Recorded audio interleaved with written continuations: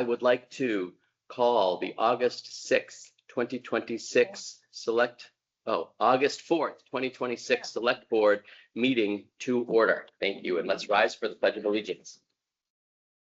I pledge allegiance to the flag of the United States of America and to the republic for which it stands, one nation, under God, indivisible, with liberty and justice for all.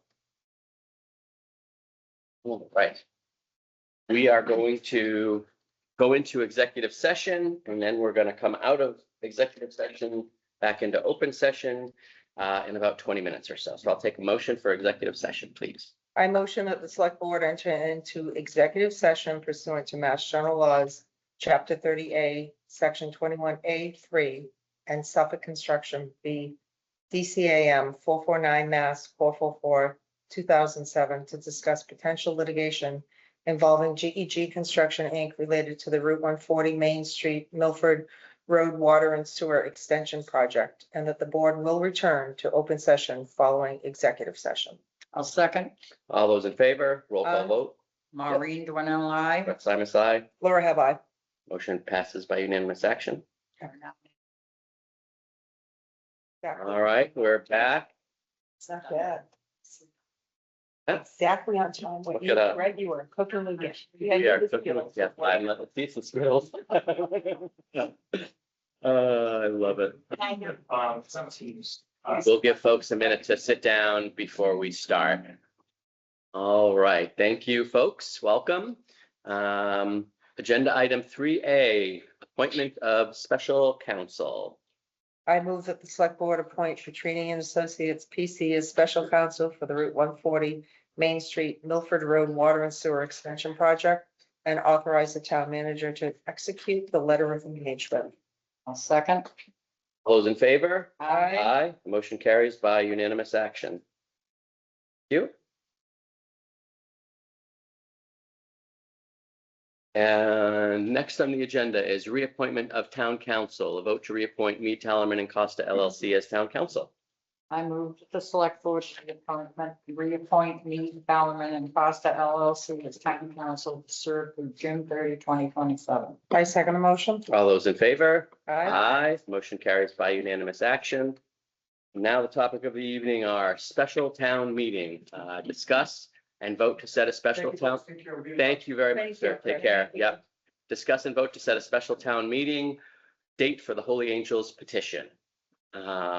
So do we want to have an introduction or a conversation just to sort of give an overview of where we are and what we're doing, and then we'll sort of go through the items one by one? Sure, absolutely. Thank you. I did also want to point out that Jay Tollerman is here to answer questions that may arise. Oh, He's on perfect. Zoom Got this it. evening as well.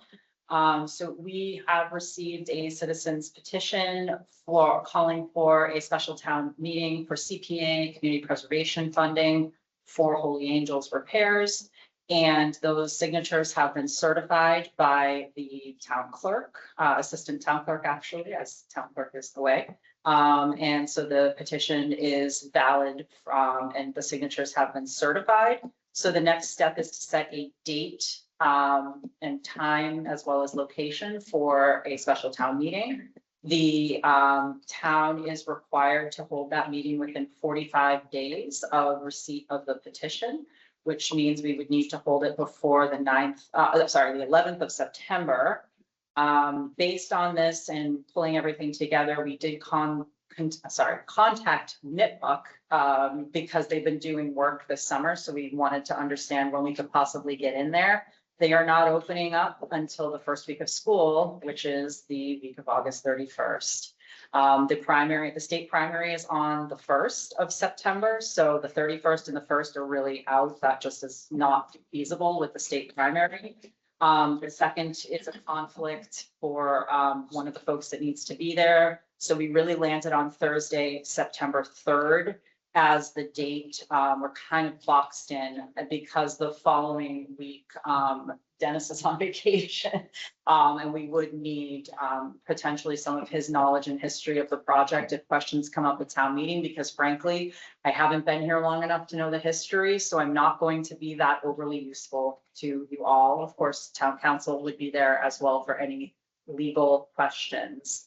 But I do just want to add that, we are not allowed to comment on the language of a citizen's petition or have town council review it prior to its submission. I understand there have been some questions that have come up since the petition has been received, and that's why I thought it would be helpful to have Jay here this evening.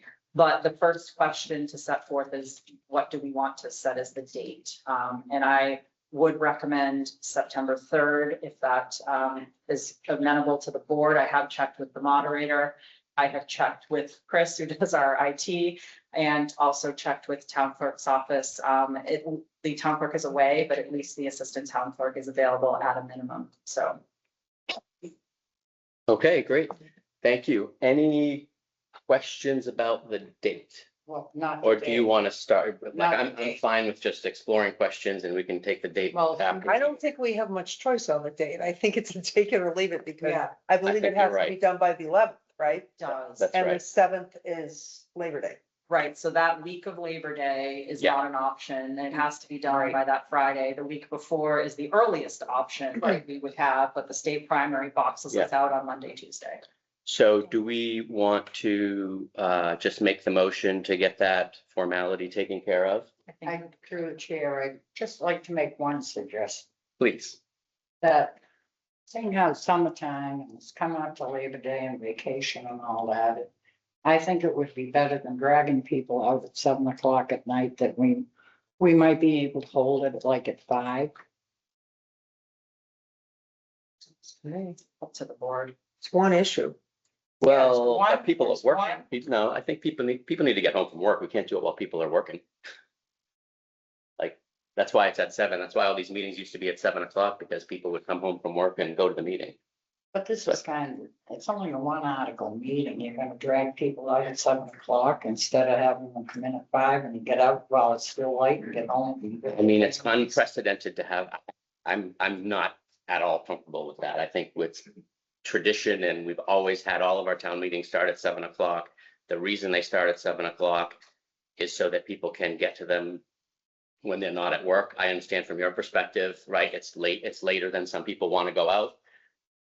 So you have that side of it too, but I sort of always stick with tradition on these things. We've been doing this a long time and these meetings have always been at 7 o'clock. I know there was a lot of controversy with our last town meeting because people didn't realize they had to check in. There were a lot of comments that I had dinner on the stove and nobody had eaten yet. I just think it's easy for people to get out at that hour. And get Can home. we split the difference and do 6? Well, what, Or- Mr. Moderator, what's your position? Well, my position is that when there's a legally posted warrant and whatever time it says, I'll be there. Okay, having said that, way back when we had meetings on Saturdays, typically it was at 2. Whenever we had meetings during the week, it always, I believe, has been at either 7 or 7:30. I trying to remember if there's even been one time when it was before 7. I don't know. The only time it would have happened, if it did, and I don't think it did, but if it did, would be because we had a special before an annual meeting, which we don't really do here. So, you have the special at 6:30, you have the annual at 7, so that you have enough time to take care of the special kind of thing. But I don't even know if that's happened, to be honest with you. Other than that. Yeah.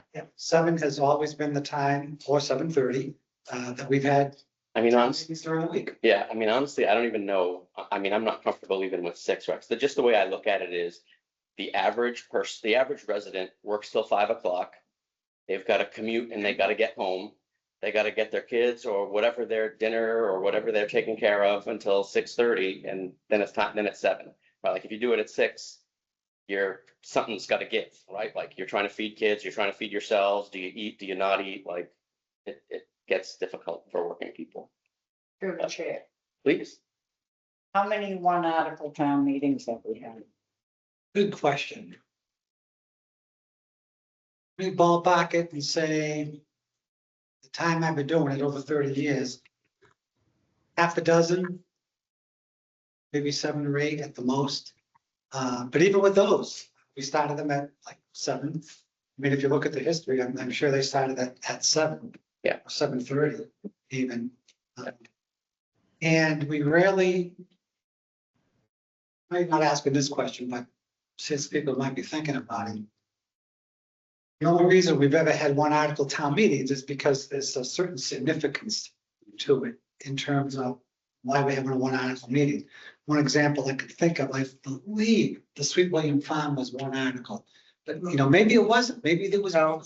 No, it wasn't. Oh, okay, so I was even right, no, because I was thinking, like 95% of the discussion was. Yeah. That, so I kind of forgot that there was some other ones, you know what I mean? And it was just like, slowing back, thinking in kind of articles.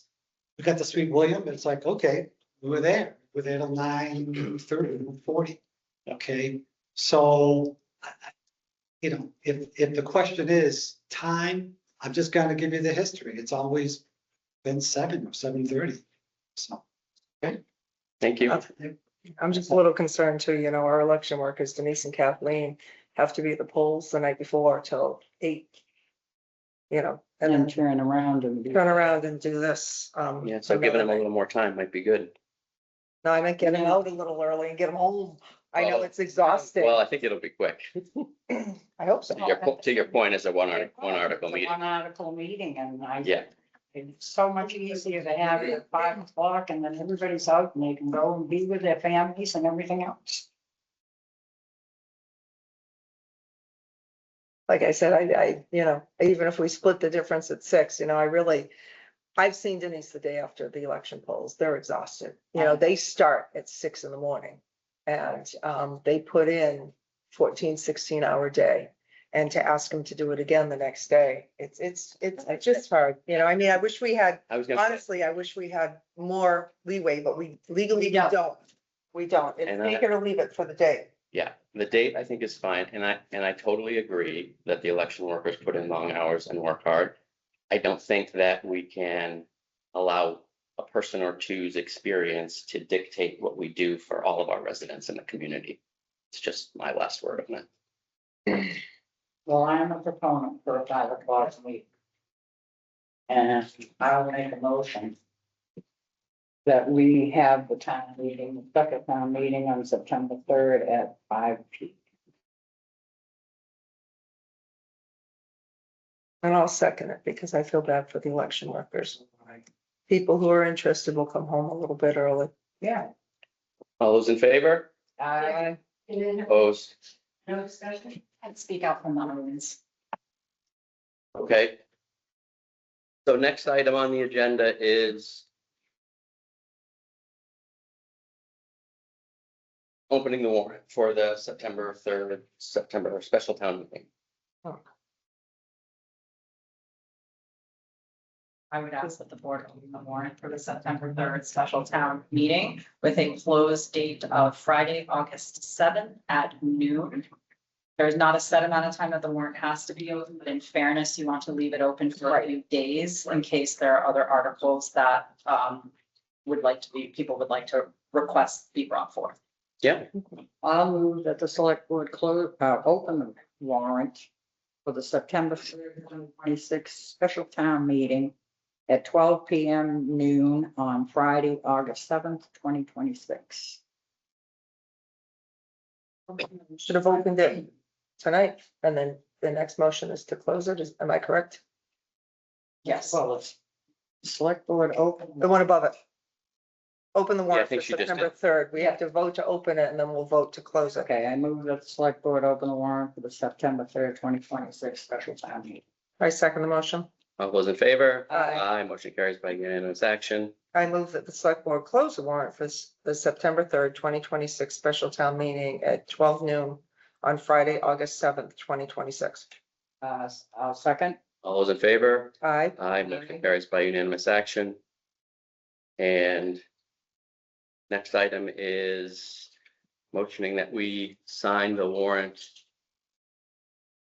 So what is this last motion? Do we need to do I that? don't know. August So 7th. Did we, Yeah, the citizens petition was put into a warrant as it needs to be, that has to be posted by the constable. The select board Okay. has to vote to sign it. rather than have you convene on Friday, my ask to you would be to take a vote to sign the warrant after the close date of August 7th. If another article should be brought forth, we would need to have another meeting, but if you take this vote to sign it after the 7th, you would come into the office to sign it after that date. Yeah. Otherwise, we can always call, within 48 hours, we could call another meeting. So we could Okay. do it early next week. Okay, I Sounds move, good. I get it now. I move the select board sign the September 3rd, 2026 special town meeting warrant following its closure at noon on August 7th, 2026. I'll second. All those in favor? Aye. Aye, motion carries by unanimous action. So now the 3D, next item on the agenda is the auction discussion about Holy Angels. So this, I think, Maureen, was your I did, request, so why yes. don't you have the floor, take the floor? I brought this up about auctioning it. We have done RFPs, we've had studies done. We haven't gotten any further now than we have back in 2015 when they first bought it back.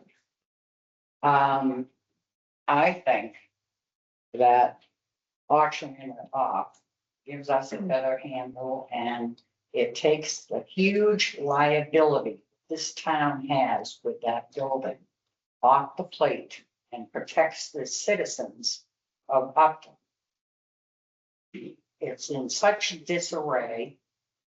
And it's gonna take more than 200 or 300 or 400,000 to fix that building.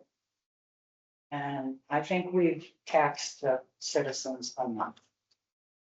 And I believe if we auction it off, it's off our plate. It's off the town. And we would be protecting the town from any liability. That's my take. Well, I know this wasn't put on the November meeting because we don't have, I think the initial estimate was over $3 million to repair it. And we have other buildings in town that, yes, we have a police station coming up, we have a fire station coming up. The Ramsey building is in atrocious shape. We're putting $3.5 million into this because we've sprung a leak. We have a lot on our plate, and we have a lot of overrides already. And I just don't think in the near future it's going to be feasible for the town to put any money into Holy Angels. The special town meeting wants to fix the roof, but it doesn't fix the building. And I would agree. Okay, anyone in the audience have a comment? Please.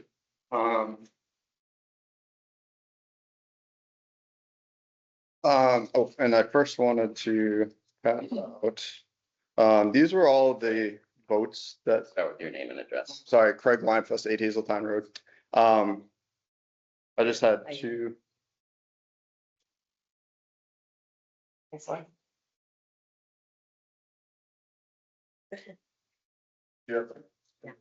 So, Thank you. dear members of the select board, as chairman of the historical commission, I would like to request that the town does not proceed with auctioning process, instead opt for a controlled conveyance of the property. The former Holy Angels Church building has stood at the heart of our historic downtown for nearly 200 years. It was constructed in 1848, which was 12 years before the Civil War. It is one of the defining landmarks of our community and an irreplaceable part of Upton's history, character, and identity. The town already has a path forward. Articles 33 and 34 were approved at May 2019 town meeting. They were established, they established a controlled conveyance process through their request for. Jean Burnett carefully crafted these articles to ensure that the town retained control over the property's future while protecting the character and vitality of our downtown, consistent with the recommendations of the Dodson and Flinker Downtown Visioning Report. That visioning process was not created in a vacuum. Residents dedicated countless hours over an entire year, considerable effort and taxpayer dollars to develop a shared vision for our downtown because they care deeply about what Upton Center looks like, feels like, and represents.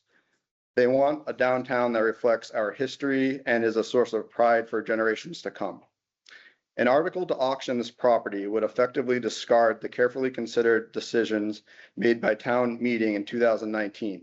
Instead of a controlled conveyance, the town would be authorizing an uncontrolled conveyance, eliminating its ability to influence the future use of one of its most historically significant properties. Because the parcel is located within a FEMA flood zone, its redevelopment options are limited.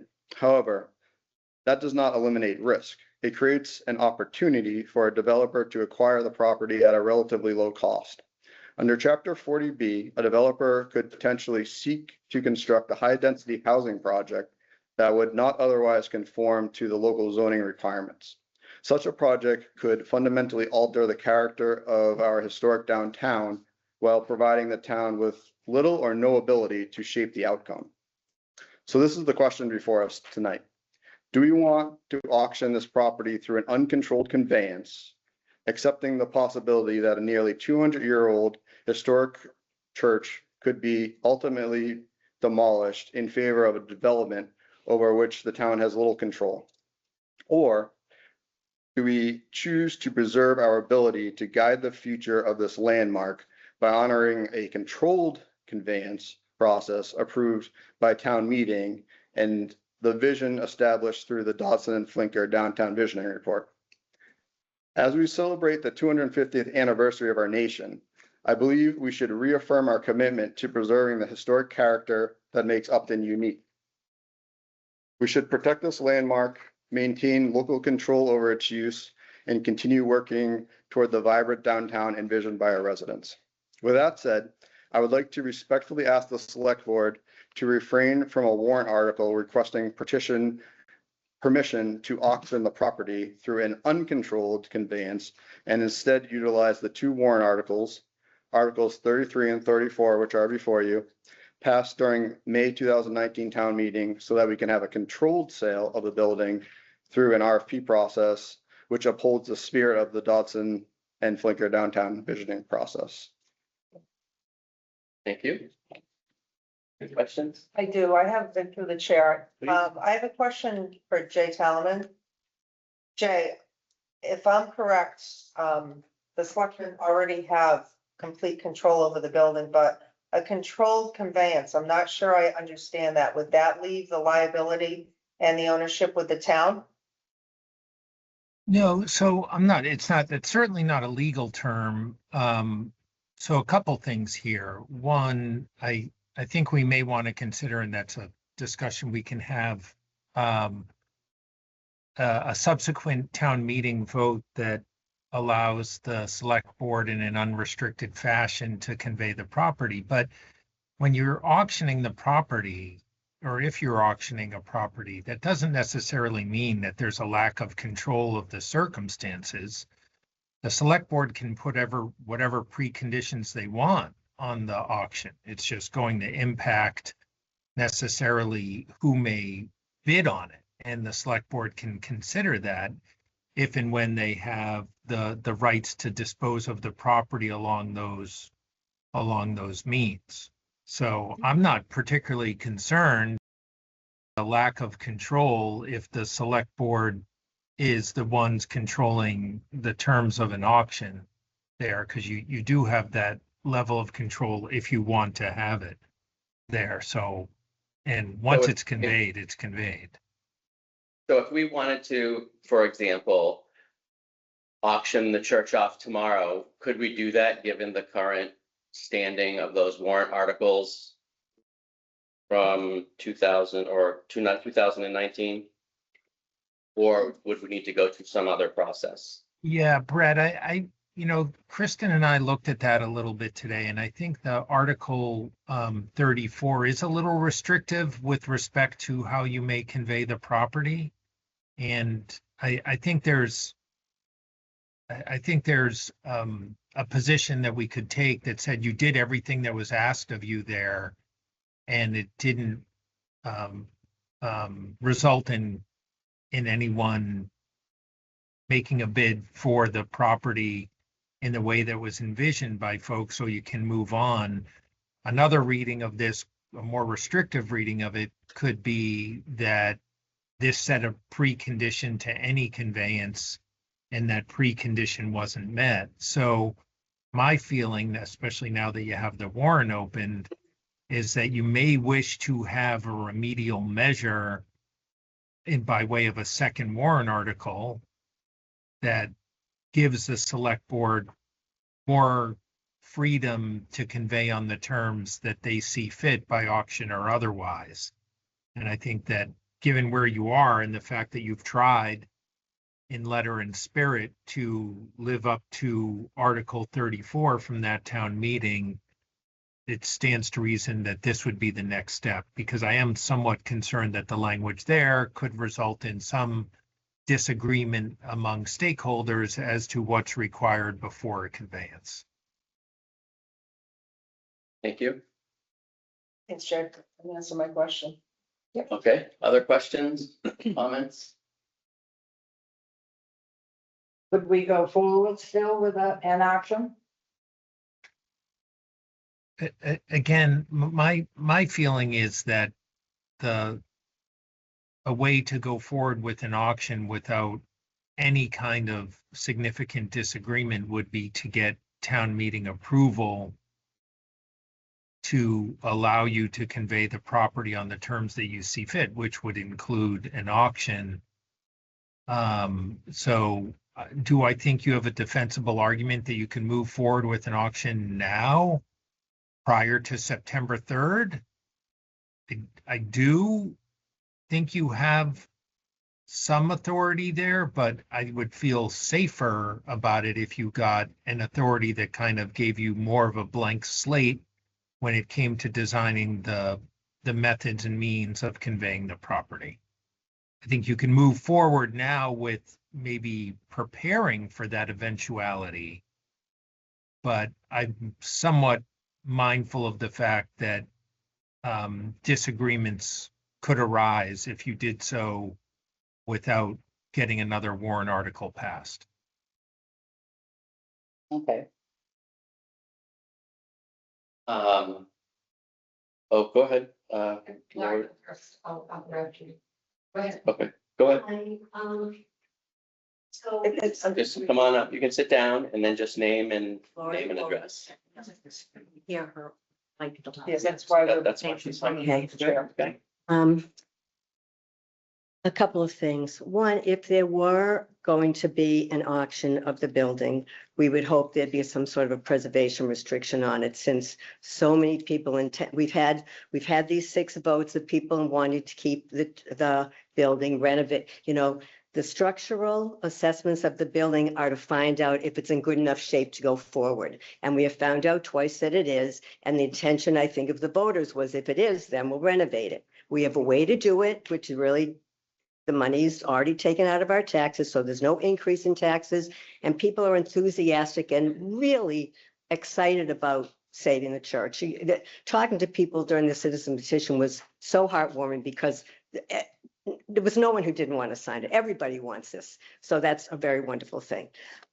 So I would hope that there's an auction, there'd be a preservation restriction. To go forward with an auction without having the vote at town meeting, to me, it seems, because of what we have from May 2nd, 2019, that sort of specifies that we have to have a town meeting vote. So I hope you would do that. If we were to not do that, I think we're totally disregarding the votes and what people have signed and what they have voted all these past years. So I hope that we will at least wait to have an article in town meeting. And one thing I really respect that you've done is you said, we want to know how the town feels about this. It's one of the reasons I think it's good that we waited till September to have this meeting.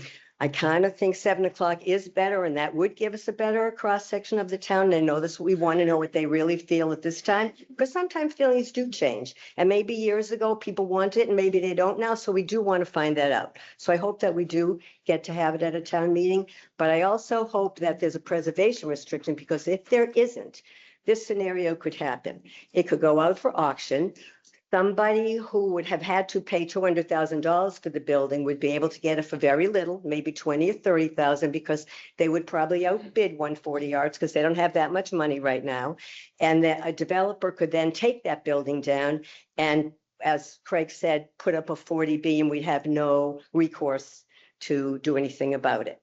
The other thing that could happen, because nothing else would get built there except this building that's already there or a 40B, the only other thing that could happen is if it got taken down and somebody bought the arcade block beside it, which is in a butter right now, they could build some big building there like we rejected years ago at town meeting already. So maybe that comes up again and maybe people feel differently.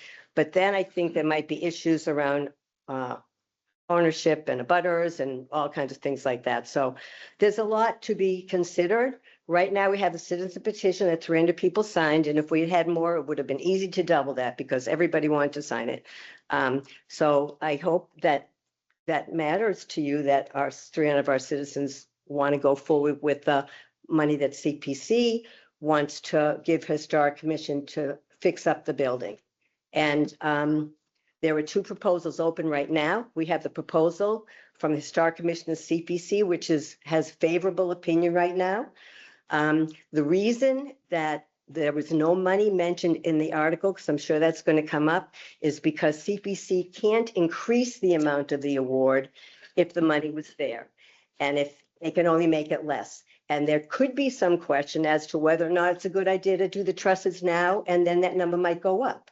And they want to be able to do, we want to leave that open so they could do it. Our understanding from the lawyer that we have spoken to, who's a municipal and a nonprofit lawyer, has told us that that is what's done in most towns. It's actually kind of unusual to have a dollar value all the time. I know it's usual in Upton, but it's not usual in most towns. So we hope that that explains why there wasn't a dollar value put in there. So going forward, we have that proposal open. We also have an expression of interest on the table from 140 Arts to put a arts center in there. And that's a lot of what people were excited about in signing the citizen petition as well. And they've done what you asked and sort of making programming. It's been very successful. There've been a couple of letters sent that haven't been responded to yet in order to how we could go forward. They'd be happy to buy the building. Some towns convey it for very little, and then you don't have the liability anymore. Then the liability belongs to that buyer. So we were hoping that we could close that out before we go doing something else, which frankly, I think is very confusing. It's confusing that there's something on the table that people want to support in terms of fixing up and beginning to renovate the building. We have a fund in town whose purpose is for historic renovation, among 2 other things, but that's why it's there. This is the jewel of our community. There is probably no other building in town that's more of the jewel of our community. And so I think it's a good use of that money, and hopefully we will see that too. And then we have an entity that wants to go in that has been working for a couple of years to get to that.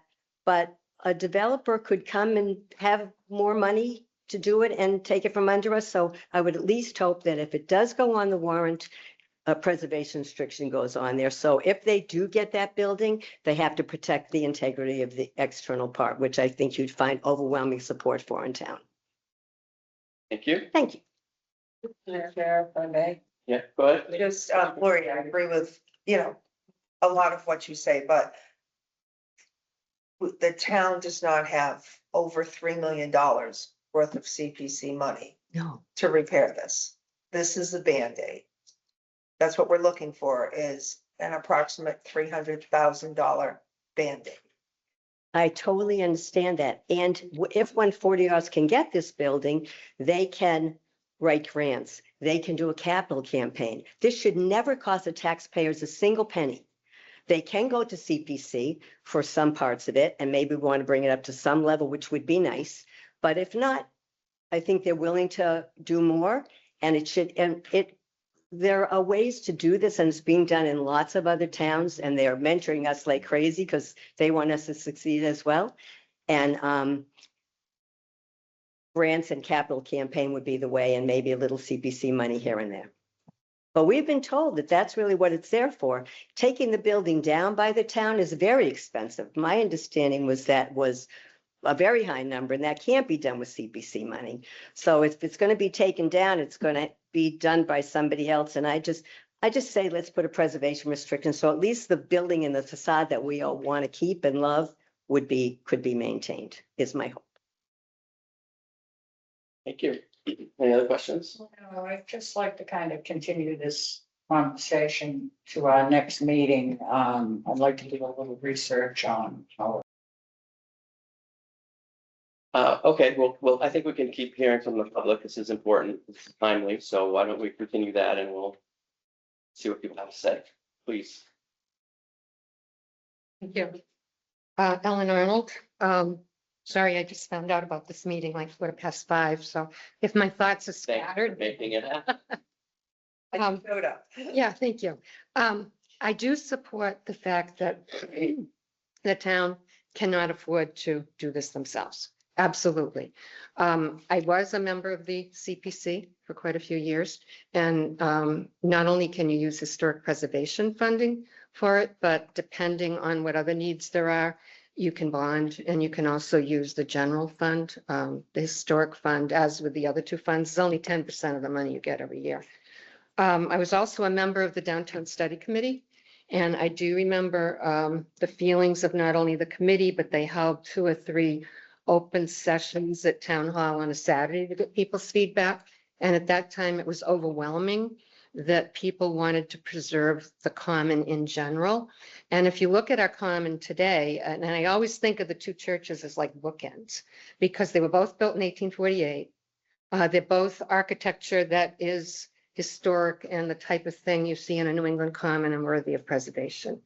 As far as, I think there's a demo delay bylaw in town. So if somebody were coming either to buy it or even the town wanted to do a demo, that would have to go through that process. And at this point, I'm sorry to say, I haven't kept up with it. I don't know if it's 6 months or a year. I can tell you, Mr. Antonellis is nodding his head furiously behind you. You're Okay. correct. Thank you. It's a The year. year. Thank you. The year. Okay. So that's a consideration, which I think if somebody were going to bid on it, my thought would be they'd want to move forward with the project instead of waiting a year to demolish it and then move forward with a project. I do think that affordable housing is an option. And again, if you use it for affordable housing, if somebody were to say put 4 apartments in, you first have to understand the distinction between affordable housing and low income housing. Affordable is based on the mean income in your county, which is a different thing. But if somebody were to do that, not only could they access historic preservation money from CPC, but they could also access the affordable housing component from CPC. So whatever the town decides, and I don't have objections to an auction or to just a low income, a low sale, and an auction probably would produce a low sale. You could put a minimum on it. And the minimum should at least cover your administrative costs and the costs of putting on the auction. But you could also put the preservation restriction for the exterior. You know, at one time there were stained glass windows in it, those left town with the other church, and rightfully so, I guess. But what is left, I just feel the town common is what it is. It's New England. We should try to preserve it as much as possible. You also have the town hall. And I sat on a committee around 2000 that looked at funding. And believe it or not, there were people that wanted to tear this building down. And here we are today. We've spent money to bring it to what it is today, and we should be proud of it. I'm sad to hear that the roof needs work. 25 years old. Who knew? I know.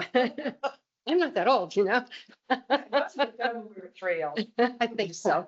But anyway, so for whatever it's worth, those are my feelings. And I thank you for the opportunity tonight. Thank you. Okay.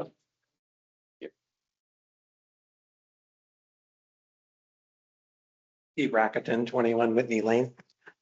What I'd like to ask the select board to consider is if the building were auctioned and no one bid on it, what would the town do with it? It would be incredibly expensive to get it to the state and be used as a building. What are you going to do with it if nobody wants it, which is a very likely outcome, given that we've tried twice in the past to offer it up and we had no takers. So what's the plan B? You got to have a plan B here because this is not a problem that's going to go away. Thank you. Definitely. Thank you.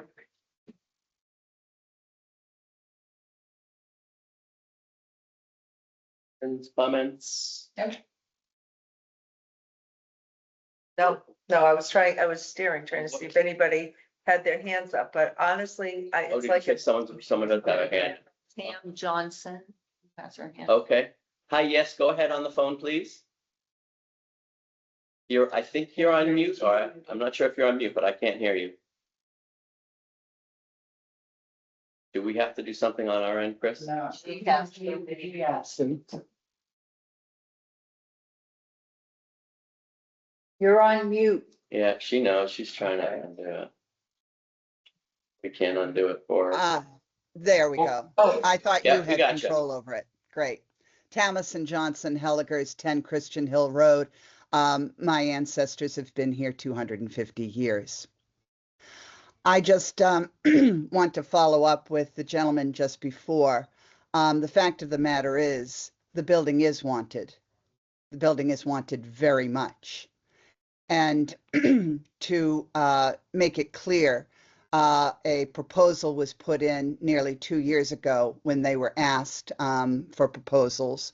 Ours was accepted. Our nonprofit status is now called 140 Arts Collaborative, and we very much want the building. We currently do not have the complete funds for the building, but we want to make it a cultural arts center. We have a lot of enthusiasm in the town. We have a lot of great programming currently going on in the town.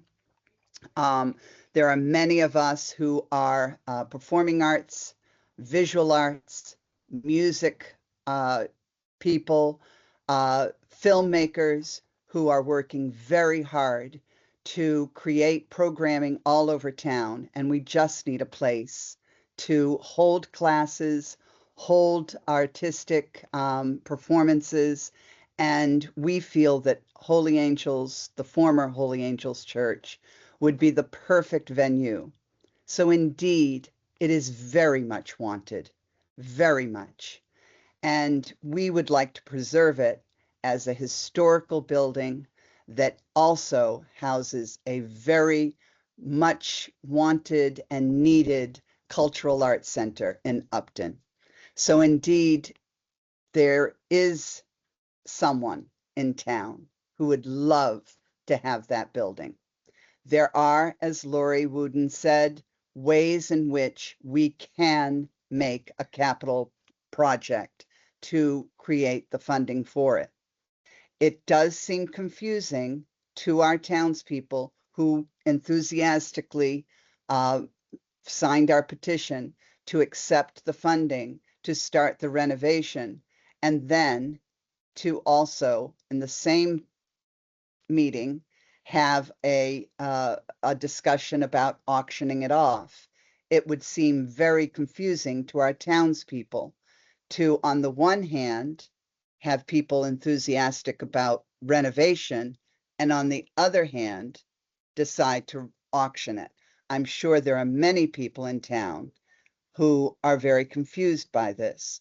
I just want to make it clear to those people who might be thinking that there is no one who wants it.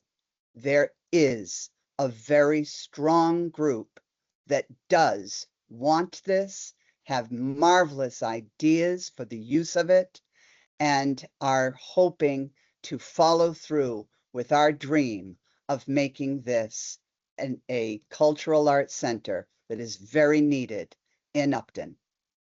Thank you. Thank you very much. Any other comments? I would like to just spend a minute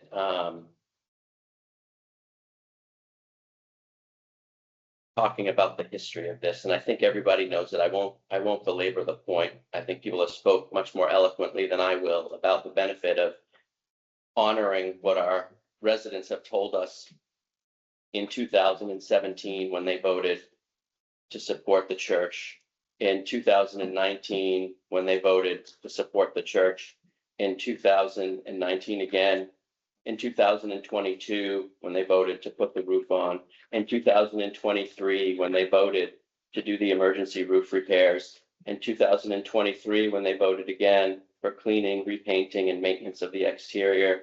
In 2024, it was, the planting was delayed, and then they voted again in 2025 to do a second structural analysis. And all along this process, this board has said, we want to preserve this building. All along, we've said, we want to preserve this building. We literally started this nonprofit. A group of people started this nonprofit to use this building at our behest, because we said, we want to preserve the building and we want to do something good with it, but we need you to show us that there's a use for it. They literally started a nonprofit, did fundraising. They came back and told us all about what they were doing, shared their vision, built the site, built enthusiasm, came to this board, shared that with us. And we said, well, yeah, but it might not really work. Why don't you do some programming and show us that, like, you can actually do programming and get people enthused about going to these events. And what did they do?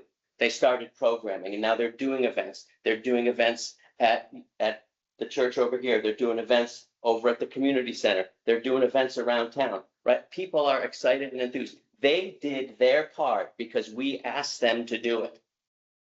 Are talking about throwing this thing in the trash because we don't care and it's too hard.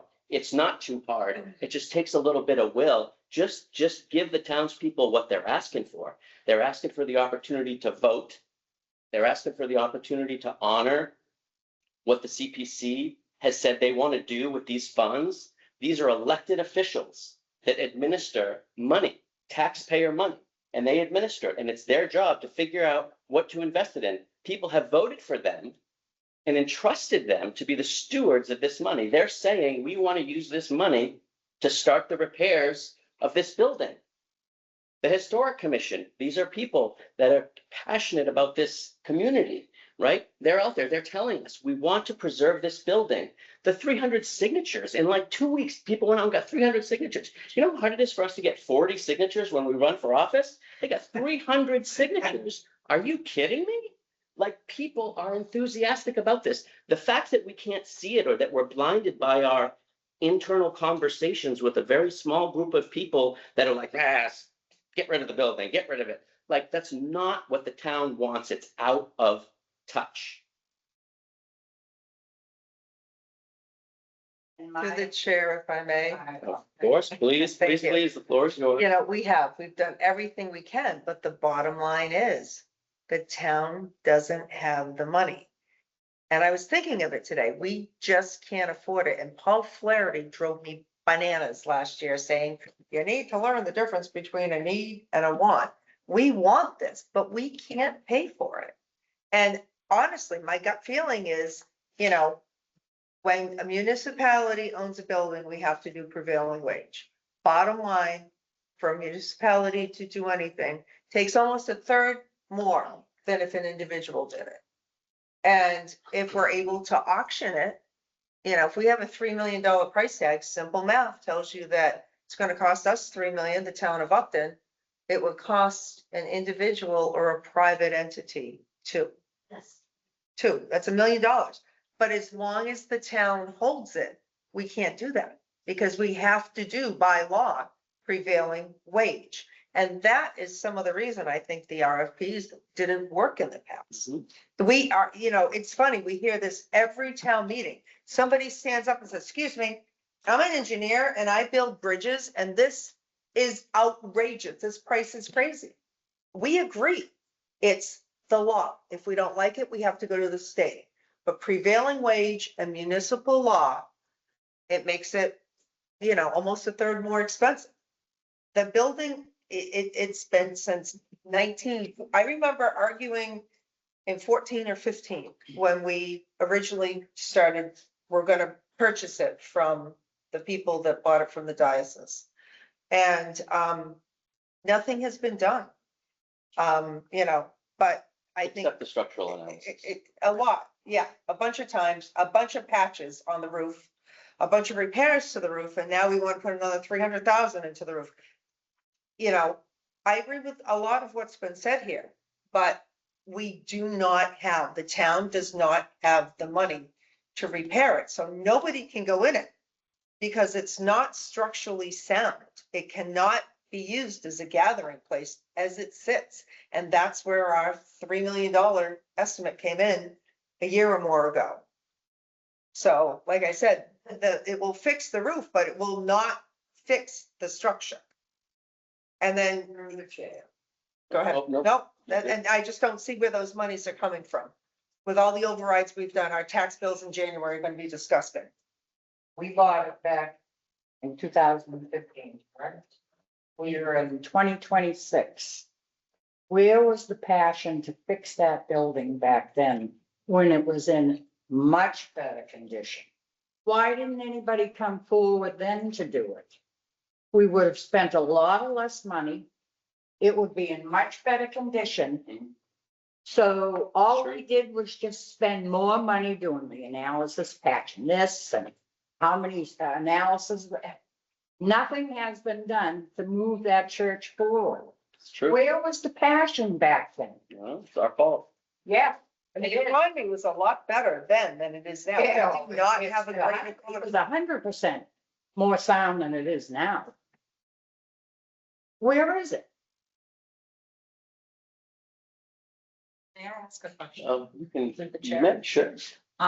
So just so I understand, because I don't know the history at all, so am I correct that the 2 RFPs were put out, but there were no responses? But there was a response? I'm not understanding. Michael, Go ahead, How Michael. that came to be. That wasn't here for the first one, but for the second one, I believe both of them, there was 0 Yeah. respondents.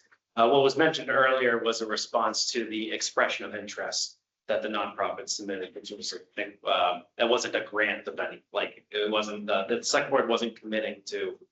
And you're just asking for ideas, like, come on, somebody throw us a bone here. Okay. Yeah, so the select board said, give us an expression of interest, not quite a full RFP, just a like idea generator to see what we would get back. And what we got back was a proposal to turn it into a cultural arts center by a nonprofit that we had partnered with to actually get them going and started with the intention of using it for that purpose. So did the transition of town managers delay putting out an RFP in response to that expression of interest? I guess I'm trying to figure out, did we need to put another RFP out if there's interest? Oh, hold on, yeah, no, sorry, Lori, I'm pointing to Mike. Okay. Quite honestly, the conversation with the nonprofit kept going and going and going, so I don't remember if there was ever an action. Or I don't remember if there was I instruction. mean, I think if we do, I think if we take care of the roof and do all of that and then do an RFP and then sell the building, like, great, that's what we want to do. Like, so I think that's perfectly reasonable to do that. But if I may, Jay, you may be able to answer this. If we do the roof and then we sell the building, there's a minimum number the town has to obtain. Am I correct? You have to list it for a certain number, whereas if we do an auction, it can go for anything. Am I correct? Am I understanding it? So it's not quite that simple. We can take less. There's different standards for towns and cities. We can accept less than the fair market value, or the standard for something like this, depending upon how we structure it, would be less than the average assessed value over the last 3 years. But we have to justify accepting less for that. So if we're using CPA money in some way to purchase a property, then we can't take less than fair market value. But in terms of the disposition of property, we do have the right to sell for less than its value, but we have to justify that. It's not really that hard to justify, but you can do it. So you could take a huge bath. In other words, if you spent $1 million to repair something and then sold it for 500,000, then you could probably justify it, but you have to put in the work to do that. So you just be in the red, so to speak. And the converse of that is if we auction it, is it just no minimum bid and auction? Is that the difference versus fair market value? Not really. I mean, an auction is what it is, and you don't have to accept, you can set parameters on the auction too. So that doesn't necessarily mean that you have to take, if someone offers $1, that you have to take it. It's just a process to expedite outside of the normal RFP process. So there's a way to do it that way. So, either way, you could end up in a situation with someone offering a very low amount of money. It's just an auction reaches more people more quickly. But a targeted RFP might be able to reach the same people potentially. It really depends how you structure either or both of them. Certainly putting restrictions on is going to limit your buyer pool. A historic preservation restriction, while they're awesome, don't get me wrong, I'm not speaking against them. They're going to sharply limit your suitors with respect to this particular property. Yeah, what are people's thoughts on a preservation restriction? I mean, you know my perspective, right? My perspective is we should just take this auction business off the table because it's confusing until after September and then see where we are. And we can do whatever we want after that, once we know what the voters have told us they want us to do again for the 7th time. But I think that putting a preservation, I think people's fear, right, that you're hearing in the community is about the building being torn down. So I think if the board said, yeah, you know what? We've been trying to figure out what the heck to do with this place. It's taken us 10 years. It's way too long. We've got to unload this property. But we're only going to unload it. We're not doing it for money, but we are going to put a preservation restriction on it so that the building doesn't get knocked down and it gets maintained as a historic building. People would probably be like, okay, we don't like that, but at least it's better than just getting it demolished. Because I think that's what's the root of people's concerns, that the building gets knocked down. And if I may, through the chair, Mike, if anyone looking at where that building sits on the river, you know, our drinking water system, Yeah, small right on the footprint. road, Small footprint. small footprint. If it's torn down, can anything be rebuilt there under the current building laws? Oh, yeah, great question. Nothing like putting you right on the spot. Yeah, not by right? You can't, Yeah, would it be by right? No. by right, meaning you can't just pull a building permit to do it. Yeah, you would need special approvals. Yeah, and that has been the stated hesitancy for any potential bidders For the RFPs, right, where they were like, was the location close to the brook, being in those buffers for the Conservation Commission, and being unsure about what that means for the permitting process going forward for any of the options going forward. So yes, correct. It would be almost impossible to rebuild anything. Yeah. And I understand it, because there's no setback. I mean, it's about 10 feet from Thompson Block. I don't know about, I mean, impossible, I don't, Nothing's impossible. sure, yeah. What do I they mean, it's say? possible with a permit. Special Possible. permit. Yes. So you just have to get a variance, special permit, and you can build something Yeah, there. but still, it has to go through all the hoops. No, I know. Go ahead. And, as a citizen, not as the moderator, Dave Labor, 18 Nelson Street, to your point about restrictions and what that may entail, I'm not in favor of or against that. I do know there's a neighboring community that is trying to sell their town hall. They have restrictions. I don't know exactly what they are. There are certain restrictions, and they have not sold the town hall. Yeah. So, I'm just saying. Oh, there's no doubt that would diminish the value significantly. Say what? That would diminish the value significantly. If we place a preservation restriction on it and said, we're gonna auction it off with a preservation restriction, We're not. we're gonna get one bid. Yeah, right. So I'm not saying that's good or bad. I'm just saying that one thing that's nearby that I can think of as an example. No, So. good. Helen, please. To the point that where have we been, meeting everybody? I commend you for addressing this and taking it on, because it's easier just to put it in the app burner and just let it fall down someday. But could somebody answer the question, because I do remember when the study was commissioned, and the people that did it came back, I mean, people expected them to say, yeah, we gotta tear it down because it's so bad. But I remember they were just glowing over the building and the structure and how it was built.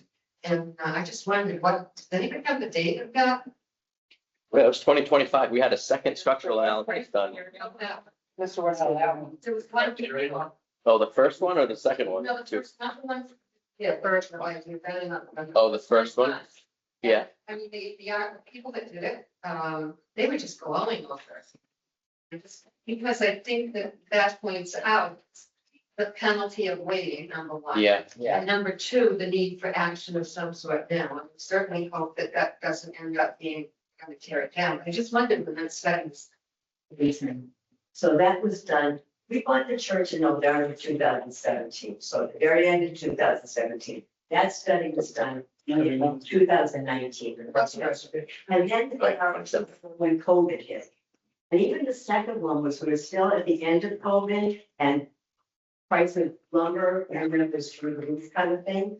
So that's kind of, I think, protected. And then finally, it was expressed his interest and he's been trying to go forward. I think we may agree that the town would have to offload it and we'd like to take it on and recognizing that if it's in private hands, it would be a lot less expensive to do it. So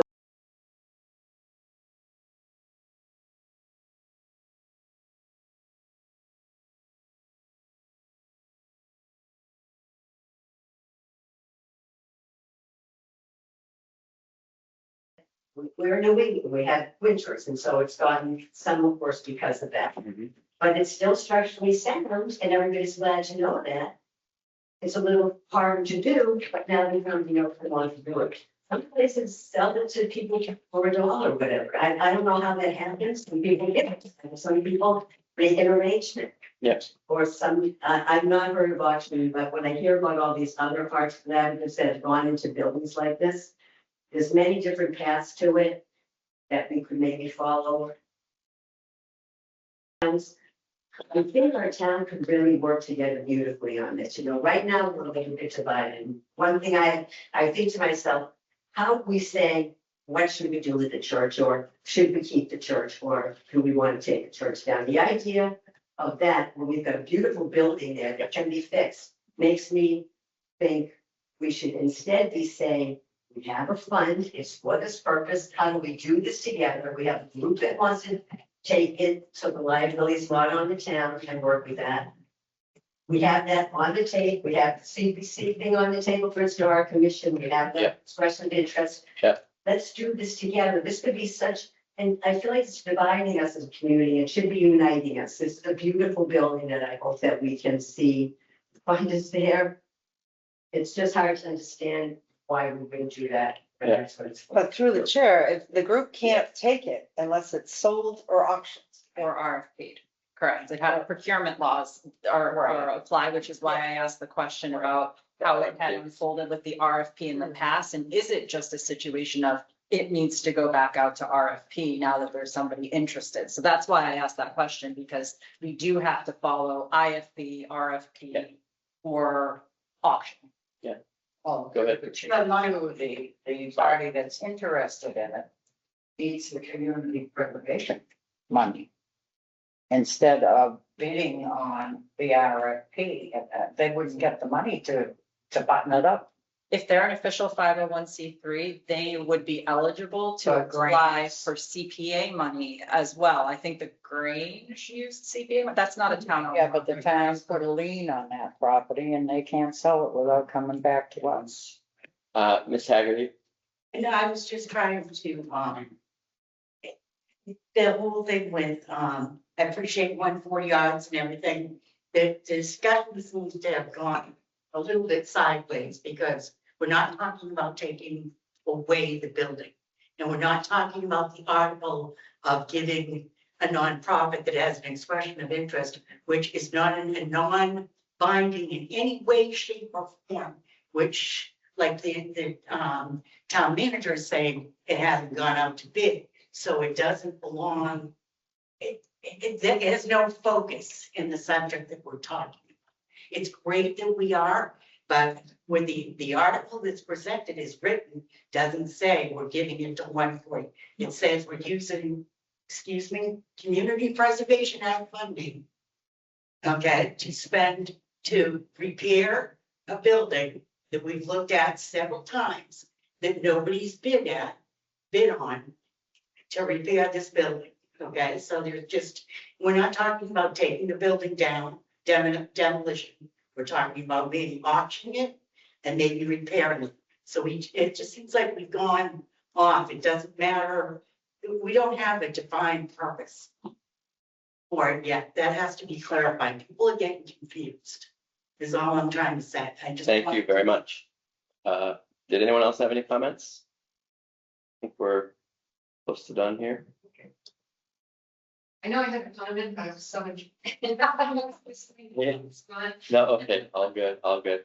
Go ahead. I know there's an outstanding request from 140 Arts to have a meeting with the select board just to discuss a workshop and figure out how we could proceed with purchasing the building. Working through grants and things like that.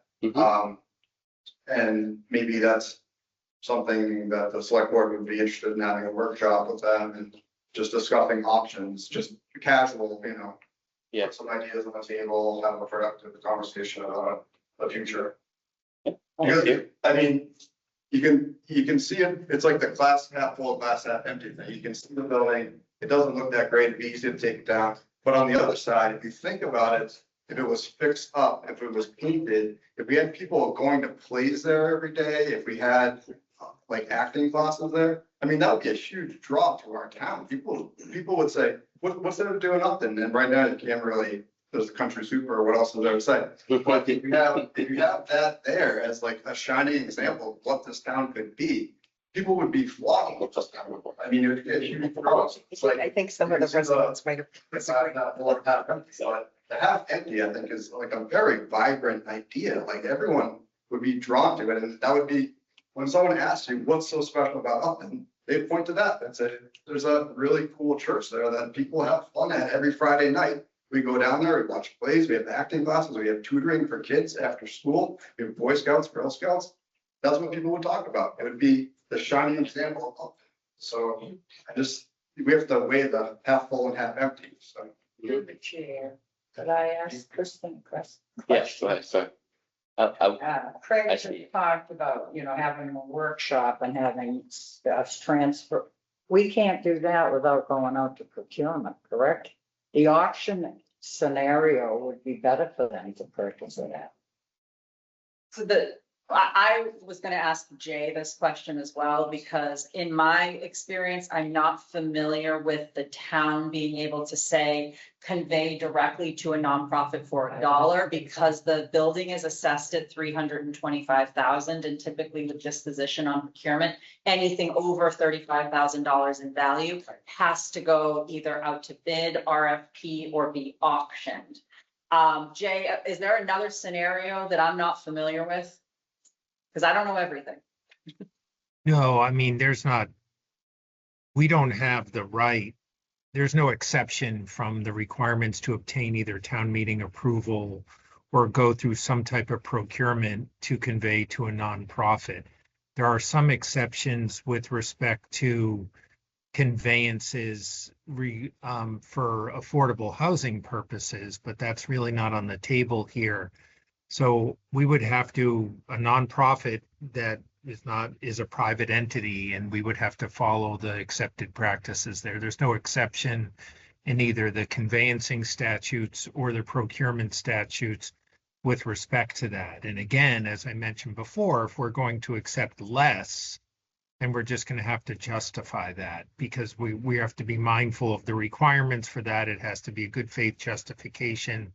And we should always be careful of kind of anti-aid amendment requirements where we're providing private benefits, even if it's a nonprofit, of municipal resources. So there's a certain amount of requirements around those things. It's possible to convey to a nonprofit, but we'd have to go through the normal processes, including a town meeting vote.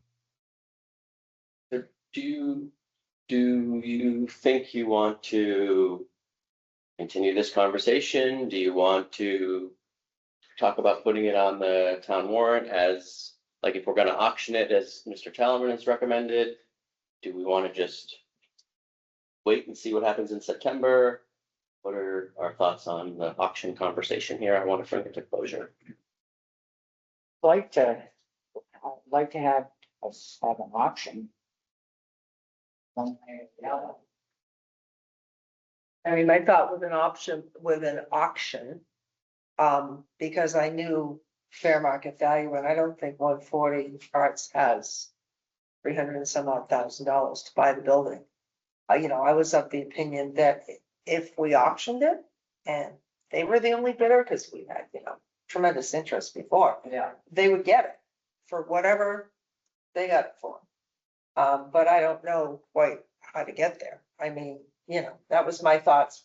I mentioned this a month or two ago. Mhm. That was my thoughts with auction, is we've got a 501c3 that has been jumping through hoops. Mhm.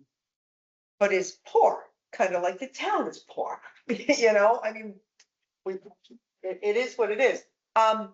I just wanted to see, how, fair market value is fair. I knew fair market value. That's a problem. Right. So we have to justify fair market value, but I guess, Jay, I'll go back to you. If we put an article on to auction and we end up going to auction and somebody bids $10, if we have no restrictions, does it go without getting in trouble with the procurement laws and everything else? It would be up to us to set those kinds of parameters. We don't have to accept, generally speaking, an offer that is too low. An auction is really setting the table for that conveyance. It's bringing you potential purchases there. That doesn't mean that you have to, it's not like an IFB where you have to accept the lowest bid. So, but if we do convey it for less than its value, then we're going to have to justify that. And there may be a justification for that if this property is such a problem property that unloading it with the hope that it ends up back on the tax rolls would be perhaps a justification. So when I think about what a warrant article would look like in terms of conveying it without some of the restrictions from the prior town meeting, I would probably have more of a blank slate that would allow the select board to work with various stakeholders. I wouldn't limit you to auctioning. I would just say to authorize the select board to convey by auction or otherwise on terms that they see fit for the property. If town meeting wanted to put more restrictions on it, they could, I suppose, but I think we've already been down that road and it didn't bear a heck of a lot of fruit. Not saying that it's a bad idea. I'm just saying that you've tried in some part to do it and it hasn't really revealed much there because of the amount of cost associated with repairing the building to get it in a occupiable posture. I mean, the other, But I mean, I think Sure. that was kind of my thought, like, we have been trying for 9 years. We've had no bids, no interest. And, I'm not saying we want to give the building away, but at some point, it is just going to fall down. And somebody hopefully can take it over and repair it. I would like to recognize, right, because I think it's a good point, right? And the reality as well from like a process perspective is we've got a town meeting in November Mhm. as well. So this came up because there was a citizen's petition, so we did it, so we're doing it off cycle and all that. But there isn't any reason that we can't get more clarification, right, around what are the scenarios and what's the path from here to offloading this property and get an article into November that talks about giving us whatever freedom we need to do what we need to disposition the building in the way that we think is appropriate. And we can do that. We don't have to try to do this on September 3rd. So that's the other piece. That is going to be a very weird juxtaposition if we go to people and have this discussion on town meeting floor when there was a citizens petition to pay for roof repairs that the Historic Commission support and that the CPC support and that 300 people support. And then there's the board saying, oh yeah, can you give us permission to auction it off? Because we don't care what happens to it. Like, it's going to be the most bizarre conversation, just like this one has been, where we're going to go back and forth. And I don't think it's super productive, but that's just me. And it may not be a quick meeting. Well, that's what, that's right. Because people are going to be like, what are you guys trying to do? And it's not going to make any sense to anybody. Like, are you trying to auction it or are you trying to fix it? So let's wrap it up pretty soon here. So we'll do one more round and then we'll call it. Go ahead, Ellen. Comment and question. I stood at two places for buildings I fought with my heart for, to the point of like exhaustion. And I watched the San Lauren go away in 10-wheeler dumps, just trash. It's in a landfill someplace.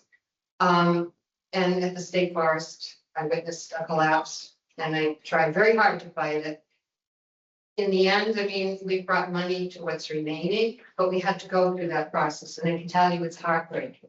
So this discussion and your town meeting discussion, whatever happens in the end, if it goes down in any way, it's gonna bring people apart. But I do have a question about the process.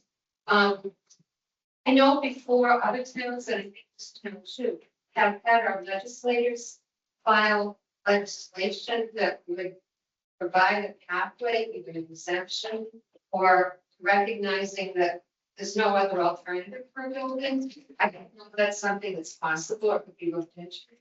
It would be a bill filed with the legislature to exempt us, I guess, for this particular thing. I know bills on Beacon Hill on average take 12 years to get passed. Okay. Yeah. I think that's. I passed one That's probably years not what ago. you're talking about. So. Yeah, I don't know if. That would be in direct conflict to Mass General Law if it skirts procurement, so I'm not sure that that would be possible. Yeah. But I'm wondering if Maybe I'm. do a little more digging and see if you can figure out Yeah. what it is it's And just throw it figuring out that there. thought. Yeah, But yeah, it it does. seems like I think other towns get special exemptions for certain situations, and I don't remember exactly. Yeah. So I didn't know it was a way.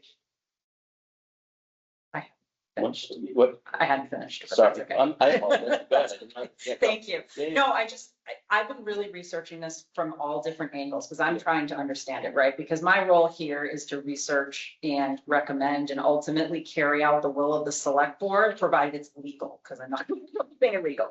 I guess I think I'm missing something because what I'm wondering is if there now is a group, can we just put it back to RFP again, which you already have the authorization to do, and then that group could go for CPA money? Is that not a simpler solution? Maybe I'm totally missing something here. Yeah. Well, under the RFP, wouldn't they have to pay fair market value? That's the other thing. You'd have to make a justification, as Jay was saying, and so it would have to be, are they the only bidders? Right, What we've can they had contribute two to us? RFPs in the past with no responses and we're doing it again and we got one response, so we took it. Kind of, Yeah. I mean, If that flies and none of us get in trouble. yeah. I mean, I know you all love it, but No, none of well, us. I mean, if you put an RFP out there, you put an RFP out there. It's a public thing, so anybody could bid on it. Do we know when the building's last assessed? Yes. And can you file, given the condition of the building, can you contest the assessed value so that it would be a lot more reasonable to? I went to Val when we had the last assessment. I went to Val and I said, what is this building worth? Because I knew the procurement laws. And she says they have it as a gutted derelict, falling, it's got the worst The rating lowest you rating. could possibly get. Because I said, do you have this as a church or do you have this as a shop? And she said, we have it as a shop. Yeah. And I think because that- there's no plumbing, no wiring, there's nothing left. The fact that there could be asbestos and lead. Oh, definitely. And I, That impacts the assessed value. but regardless, I think what we're hearing from town council is that the fair market value issue Can be just. can be justified. Can be So it's justified. a non-issue, because there's gonna be 100 reasons why this building is worth less than fair market value. Oh, And I can give you a list of them. I think right? everyone So can. Everyone can, right? Like, so I think that'll And I be, think 9 I years. of don't think history. that's gonna block us from doing what we want to do with the building, which is keep it. All right, a couple more and then we're gonna wrap it up. I have to run, Okay, but just to be sure, this is like an hour ago. The time for the town meeting, I hear it's 5 o'clock. Is that correct? 5 PM. Okay, just Yeah. want to make sure of that. Not by my doing, Mr. Moderator. No, I'm not saying that. No, I just want to make sure that that's what it is. It's 5 PM. All right, thank you. I just wanted to mention, state my opinion that I'd be fine with auctioning the building if it had a very strong preservation restriction on it. Yeah. Without the preservation restriction, if I'm thinking about it from the point of view of a developer, say we're playing Monopoly here. That's a very valuable slice of land, and if you could get that for Yeah. 20 grand. Yeah. And And sit on it for 30 years. sit on it, maybe you get the Thompson block, you could put up a big building. So if there's a PR on it. Yeah, that it'll look like prevents Hopkinton, you know, when you're driving to Hopkinton, you got the Starbucks and that big, huge, massive building there that just takes over that little intersection. It'll look just like that. that. So I think we have to take that into consideration, because that's a better possibility. The PR on it, I'm fine with auctioning, a strong PR. Yeah. But look at it from the developer's point of view, if that's. Yeah. 140 Arts offers $1,000. Yeah. You can come in and offer 20, you can get that valuable piece on the Monopoly board. Yeah. That's pretty key, so. Yeah. And then. All right. Anything else from our perspective? No, I think I'd like to, look into the RFP. And I think you're right, Brett. I think, Yeah. but I don't think we need, there's no way, we just agreed that the warrant's gonna close on the 7th and it's the 4th. So there's no way we're gonna get answers or get our act together to do anything. So I think Yeah. we'll leave the citizens petition Let just float on its own. float on its own, and the select board should continue to do our research. Yeah. And look into it, And I agree, and I look want to be, into the RFP, because maybe that's all we need to do. And then we've just spent 3 hours talking about things for, yeah, no reason. but this, and I will Except for all affirm for confused. both of you that my goal is to not own this building in a year. Yeah. So I'm. 6 months. All right, I'm with you, right? Like, we Yeah. just, it's time to move on. Yes, it It's is. time to move on. So, It is. there's a lot of priorities, like you said, there's a lot coming down the pipeline, so We let's, can't do it all. let's figure it out. Okay. Okay? Good. Thank you both. I will take a motion to adjourn. I'd make a motion to adjourn. Second? Those in favor? Aye. Unanimous action. Thank you. Thanks, everyone. Thank you. Great conversation.